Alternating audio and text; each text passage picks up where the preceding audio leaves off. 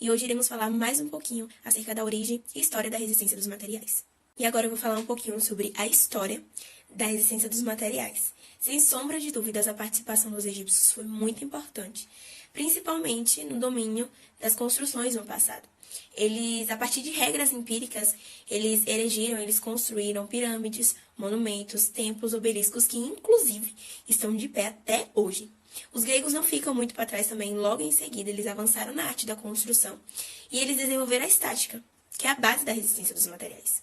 Os romanos, eles foram muito importantes, porque eles foram grandes construtores, não apenas pelos monumentos e templos que eles erigiram, mas também pela construção de estradas, aquedutos, pontes e fortificações. Eles foram inventores de materiais, estruturas e máquinas, dando origem a muitos termos que hoje usamos na engenharia.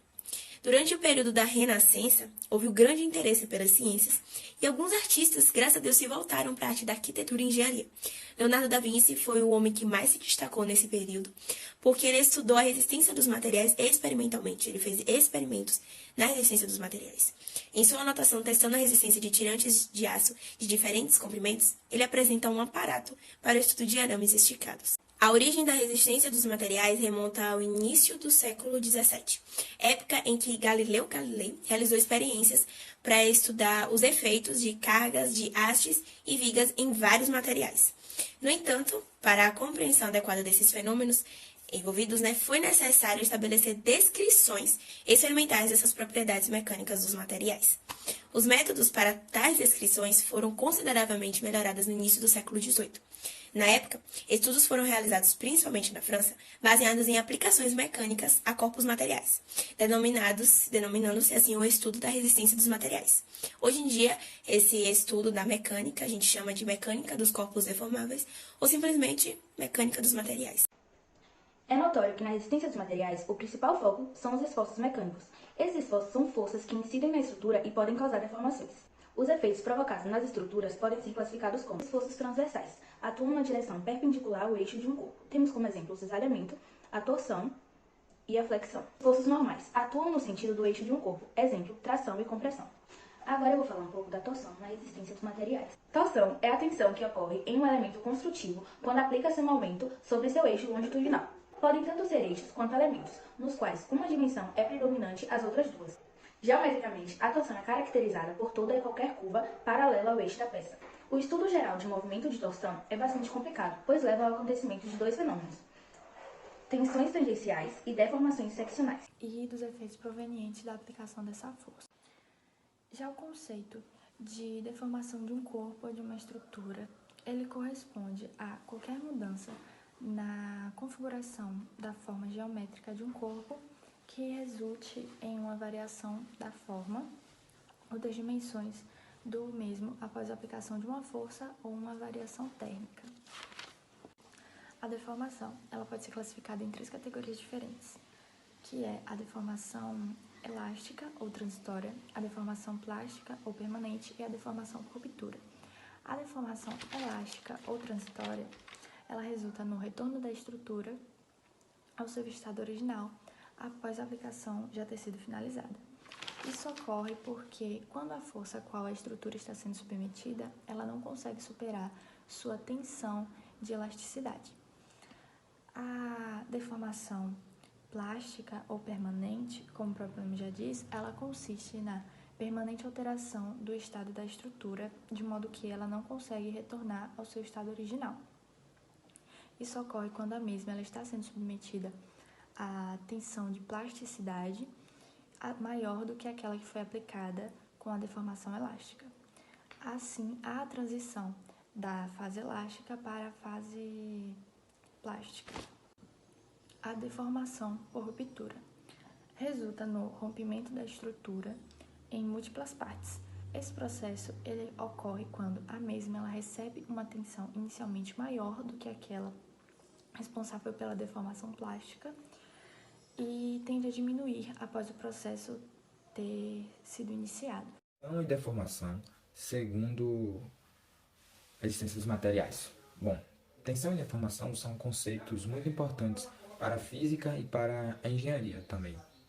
A tensão refere-se à distribuição do valor o valor de distribuição das forças por unidade de medida. É importante não confundir com pressão, já que as duas são expressas pela mesma unidade de medida. A unidade de medida oficial para a tensão é Pascal. Segundo o Sistema Internacional de Medidas, 1 Pascal equivale a 1 Newton por metro quadrado, mas comumente é usado na engenharia gigapascal e megapascal. A tensão pode ser classificada em 3 tipos: de tração, de compressão e de cisalhamento. Bom, a de tração refere-se a um esforço onde puxamos. Um exemplo disso é uma ponte estaiada, por exemplo, onde aqueles cabos estão sofrendo ali uma tração, quando a força tem a finalidade de afastar as partes que o compõem. A compressão é quando um corpo exerce uma pressão onde a força tenta comprimir ou aproximar as partes que o compõem, como uma viga de sustentação, uma coluna. E cisalhamento, quando a força aplicada desloca o plano em sentidos diferentes, causando uma ruptura. O conceito de deformação corresponde a qualquer mudança na configuração geográfica de um corpo, resultando na variação de forma ou dimensão. As deformações por tensão podem ser classificadas em 3 categorias diferentes: deformação transitória ou elástica, deformação permanente ou plástica e ruptura. A deformação elástica resulta no retorno de um corpo ao seu estado original, após uma tensão ter sido finalizada.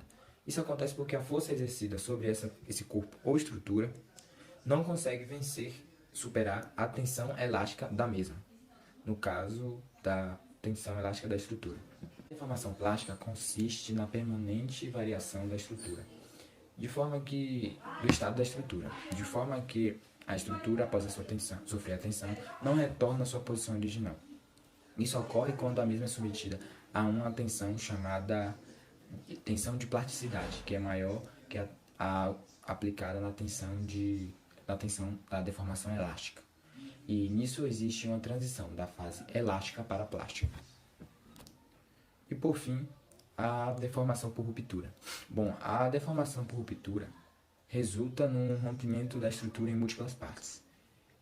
Ela acontece porque a tensão inicial é maior do que a responsável pela deformação plástica. Então, assim que a tensão é iniciada, superando essa deformação plástica da estrutura, ela se rompe. Então, e essa tensão tende a diminuir após o processo do início. Eu vou falar um pouquinho sobre os grandes nomes que surgiram na Renate e civilizações que contribuíram muito para o crescimento dessa matéria. Inicialmente, é bom falar que o autor de um livro, ele sempre vai ter influência de outro escritor, de outros estudiosos, que tiveram outros tipos de conhecimento. Então, até Galileu Galilei, que foi o primeiro autor do primeiro livro de Resmate, ele não invalidou seus conhecimentos, não invalidou os conhecimentos que ele recebeu de outras pessoas. Inicialmente eu vou falar da civilização egípcia, que era muito antiga. Ela tinha um grande domínio e um vasto conhecimento de resistências materiais, tanto que na época que eles construíram as pirâmides do Egito, a esfinge, a tecnologia era muito escassa, as técnicas, os materiais, a mão de obra lá era muito difícil, então eles tinham grandes conhecimentos de resistências materiais. Outra civilização também que tinha vasto conhecimento e domínio eram os gregos. Eles tinham um domínio muito grande e eles aplicavam a estática quando iam fazer construções. Só que eles não tinham muito conhecimento de deformação, do que poderia ocorrer as deformações, as flambagens. Então, o estudioso Arquimedes, ele foi quem se destacou por descobrir essas deformações. Nesse sentido, ele foi quem descobriu lá na Grécia. Arquimedes, ele usava alavancas para verificar o centro de gravidade dos corpos e aplicando grandes dispositivos, que eram grandes dispositivos. Isso daí foi muito antigo, muito antigo. Aí, depois de algum tempo, depois de alguns séculos, esses conhecimentos eles foram se perdendo porque eram técnicas antigas. Só que com a chegada do Renascimento, os estudiosos eles foram recuperando esses estudos. Grandes nomes como Leonardo da Vinci e Galileu ajudaram muito para o crescimento de teorias sobre a mecânica e sobre a resistência dos materiais.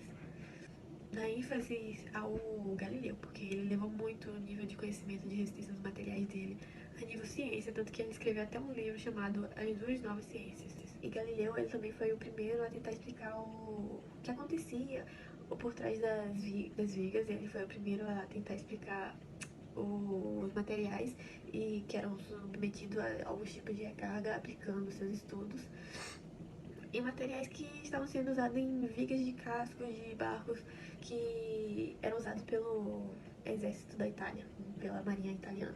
Stephen Timoshenko, ele é considerado um dos personagens mais influentes da engenharia mecânica no século XX, e particularmente ele atuou na área de resistência dos materiais.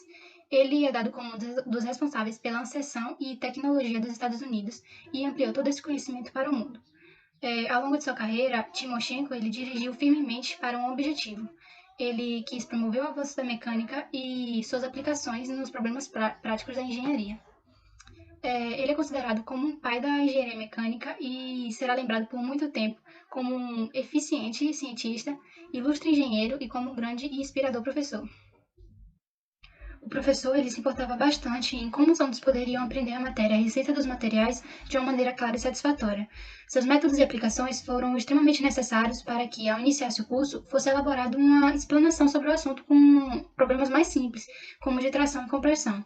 Utilizando exemplos para que os alunos pudessem ir se familiarizando, ele usava conceitos novos, como de tensão, deformação e modo de elasticidade. Imediatamente após essa introdução teórica, deveria assinalar o significado prático desses conceitos através de exemplos e, em seguida, resolver problemas práticos. Como professor, ele foi capaz de transmitir aos seus alunos não só o conhecimento, mas muito de seu entusiasmo com a mecânica. Outro destaque importante é o livro Resistência dos Materiais de Hibbeler, se tratando de referência quando o tema é citado. E essa obra, ela aborda teorias e princípios essenciais sobre a resistência dos materiais, e ela explica de uma maneira clara e concisa. Já na 7ª edição, publicada em 2009, o livro consolidou Hibbeler como uma referência na área, trazendo, além de teorias, propostas práticas e exercícios sobre os problemas a serem solucionados. Todo mundo conhece a história do lobo que assoprou a casa dos 3 porquinhos. Nela, há 3 irmãos porquinhos que, ao sair da casa da mãe, buscam construir o próprio lar. O primeiro deles opta por usar palha como material de construção, o segundo usa madeira e o terceiro prepara sua casa com tijolos. Por que a casa de tijolos é a única que o lobo assopra até cansar e não consegue derrubar? Bom, não levando em conta a fantasia do conto, né, porque é uma história, isso pode ser explicado por conta da alta resistência das paredes construídas com tijolos, em comparação aos outros materiais, né? Em comparação com a madeira e com a palha, o tijolo é bem mais resistente. A resistência dos materiais é, segundo muitos professores e especialistas, a matéria mais importante do ensino da engenharia, das engenharias, né?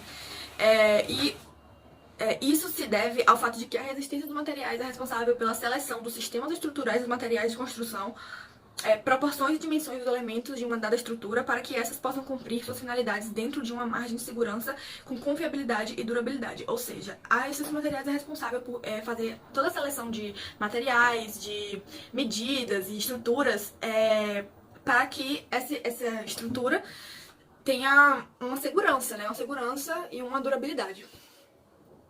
Você já pensou se as coisas que utilizamos no nosso dia a dia fossem simplesmente construídas da qualquer maneira, só no achômetro, sem nenhuma análise, nenhum cálculo? Os materiais eles precisam ser testados para que possa analisar suas reações em funções dos fenômenos que pode ocorrer. Então, tudo na natureza, dos próprios materiais, deve ser levado em conta. A construção, seja a construção civil, seja a construção de um brinquedo, assim, de tudo, precisa ser levado em conta todos os fenômenos que podem ocorrer, todas as forças e os dados, né, que temos.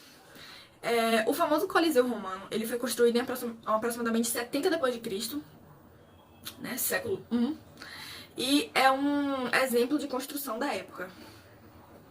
Sua construção, já naquela época, 70 d.C., já foi baseada no princípio pelo qual se transfere as forças ou carregamentos das construções por meio dos arcos. A indústria, aqui é uma curiosidade a mais também mesmo, a indústria da construção civil tem grande responsabilidade de impactos no meio ambiente, né? Todo mundo sabe.